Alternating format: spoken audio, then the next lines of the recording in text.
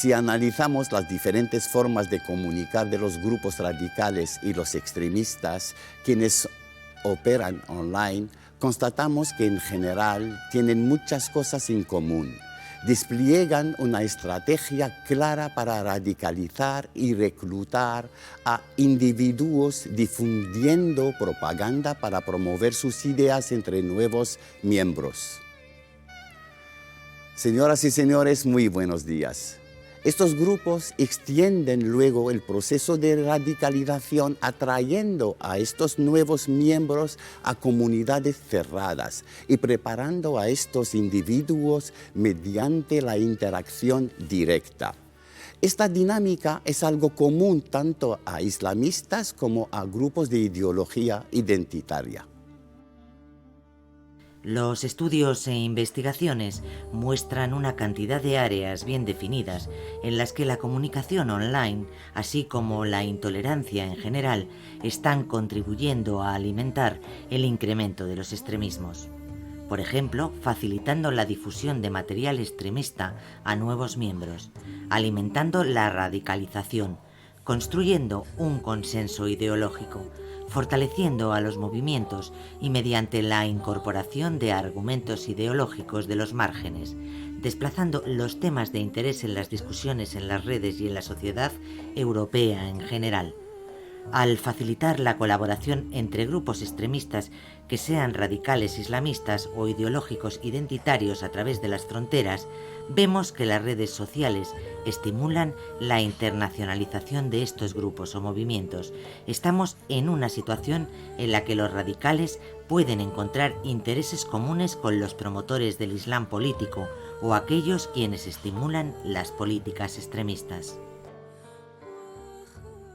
Seguimos debatiendo en esta segunda parte del programa dedicado al radicalismo, extremismo en las redes sociales con Enrique Arias Gil. Es doctor en Seguridad Internacional, máster universitario en Dirección Internacional de la Seguridad y la Protección Civil, experto profesional en Cultura y Religión Islámica y licenciado en Ciencias Políticas y de la Administración. Su experiencia profesional se desarrolla especialmente en los ámbitos relacionados con la docencia y la seguridad. Y con Alberto del Campo de Sistere. Es licenciado en Sociología, especializado en Análisis Política y máster en Data Science y Tecnologías de la Información. Es analista de datos y experto en análisis de inteligencia. Gracias, compañeros, por estar con nosotros. Gracias a usted. Muchas gracias por la invitación. Pues, Enrique, lo que ha acabado siendo el integrismo islamista, la violencia y el terror, tiene una génesis perfectamente trazable, ¿verdad?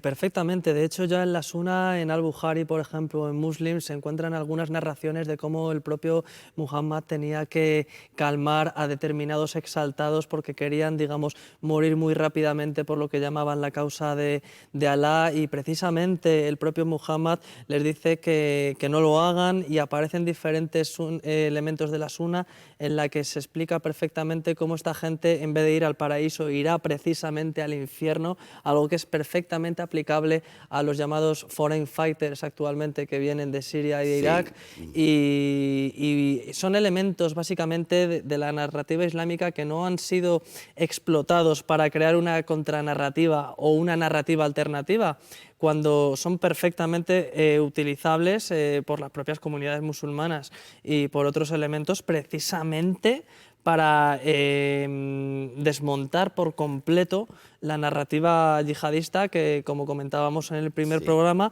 se ha creado una invención de decir que la yihad es un sexto pilar del Islam cuando no lo es.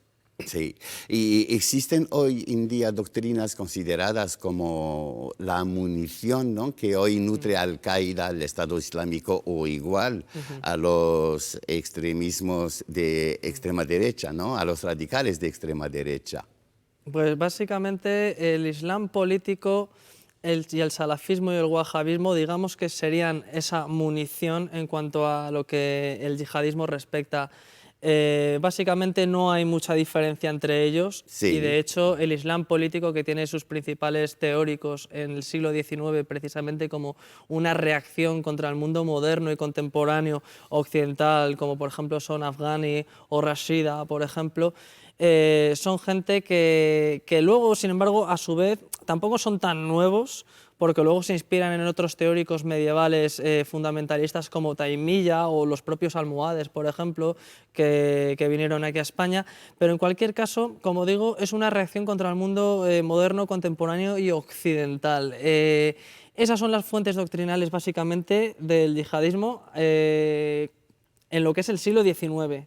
En lo que es el siglo XX tendríamos luego los hermanos musulmanes con Al-Banna, con Sayyid Qutb, con Maududi, por ejemplo, en lo que sería el fundamentalismo islámico en Pakistán. Sí. Y luego, por ejemplo, que ha sido muy poco estudiado, tendríamos todo lo que tiene que ver, por ejemplo, con los hermanos musulmanes en Siria, que hay luego toda una serie de teóricos que son los que a día de hoy en lo que es el Daesh y en lo que es en Al-Nusra han tenido una influencia muy, muy, muy destacable. El rastro básicamente es ese, desde el siglo XIX en adelante. ¿Por qué?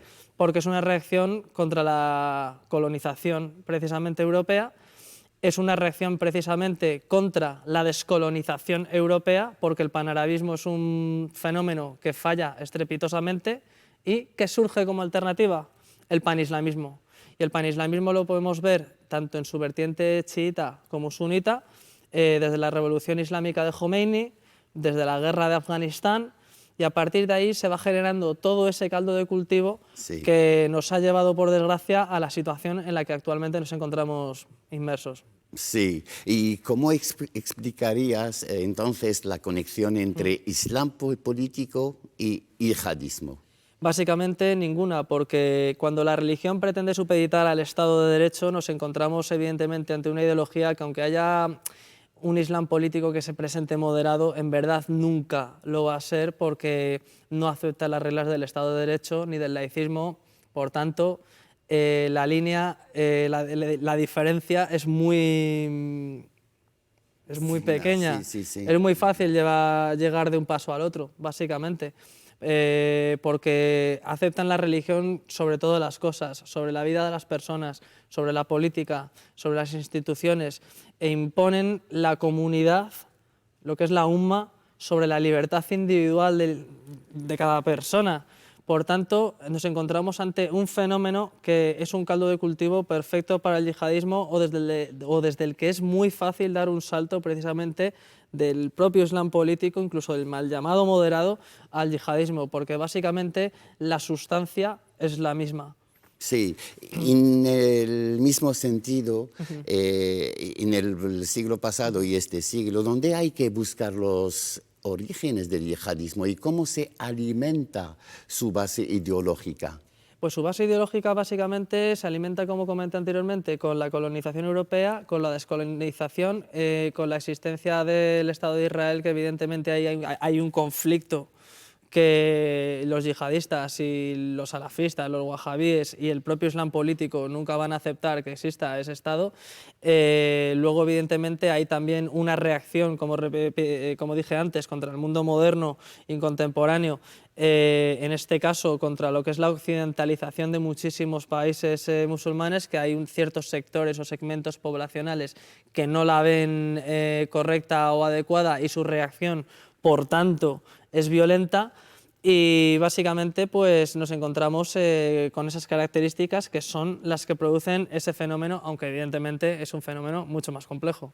En este sentido, y haciendo un poco la analogía de lo que hemos llamado un poco el yihadismo de extrema derecha, es verdad que tiene un poco su corpus teórico, no tiene una doctrina, no es doctrinal como lo pueda tener, por ejemplo, el yihadismo en el salafismo o los wahabí, pero sí que es verdad que tienen alguna base más clásica de lo que son las ideologías básicamente supremacistas blancas, el nazismo, los fascismos, los neofascismos, por ejemplo, italianos de los años 60, 70, y básicamente beben de eso, pero es una construcción un poco particular porque tienen otros teóricos más o menos contemporáneos, James Mason, que fue un fundador de la Liga Nacional Socialista en Estados Unidos, es uno de sus grandes referentes, pero van cogiendo pequeñas piezas de puzzle, entonces es un poco un totum revolutum donde admiran todo lo que puede hacer daño, y en ese sentido también tiene mucho que ver con otros extremismos, otros terrorismos, lo que puede hacer daño al orden social existentes. No lo hemos dicho, pero se llama aceleracionismo porque quieren acelerar los problemas y las contradicciones del orden social existente, de la sociedad donde vivimos, para imponer, para generar un caos donde hay un vacío de poder y donde ellos puedan imponer su sistema supremacista. Entonces, todo lo que genere caos, daño, les sirve. Por eso, aunque parezca un poco extraño que ideológicamente sean antagónicos, ¿no? Lo que es, por ejemplo, el yihadismo o el terrorismo de extrema derecha, este aceleracionismo, tienen mucho que ver, más de lo que parece. Pues una última pregunta brevemente. La religión y las ideologías identitarias han servido y sirven de conflictos para muchos poderes en la historia, ¿no? ¿Qué se puede hacer para que se convierta en herramienta para resolverlos? Yo opino que una de las cosas fundamentales es generar identidades, no que no sean excluyentes, porque toda identidad es identidad porque excluye a otra, sino que no sean supremacistas, que no consideren al resto inferiores o peores o dignas de exterminar o de no ser consideradas civilizaciones, culturas, idiomas o identidades sociales humanas. Y en eso pues es mucho donde está la causa de la génesis de estos extremismos, de que se desarrollen luego.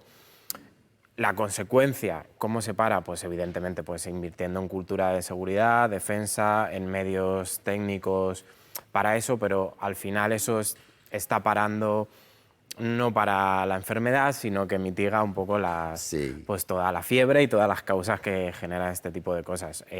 Para mí, sencillamente generar, sobre todo, identidades y utilizar esas partes de la religión, esas partes del Islam, esas partes del cristianismo que son comunes, que pueden ser utilizadas como una identidad común, como unos valores éticos que coinciden con el resto de valores éticos de un Estado y de una sociedad civil, incluso de gente que pueda no ser creyente. Y yo creo que en esa conexión de no considerar al otro otras identidades inferiores y utilizar esos valores comunes éticamente y moralmente buenos, que son comunes a las religiones y a la sociedad civil y a un Estado aconfesional, pues es el papel que tienen que jugar unificadas.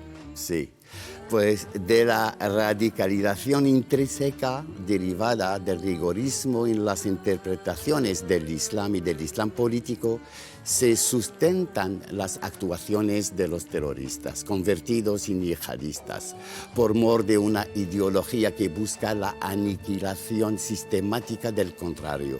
La evolución de este radicalismo y su extensión en las redes sociales fomenta adhesiones expresas entre jóvenes desorientados que hasta hace poco estaban al margen de la religión.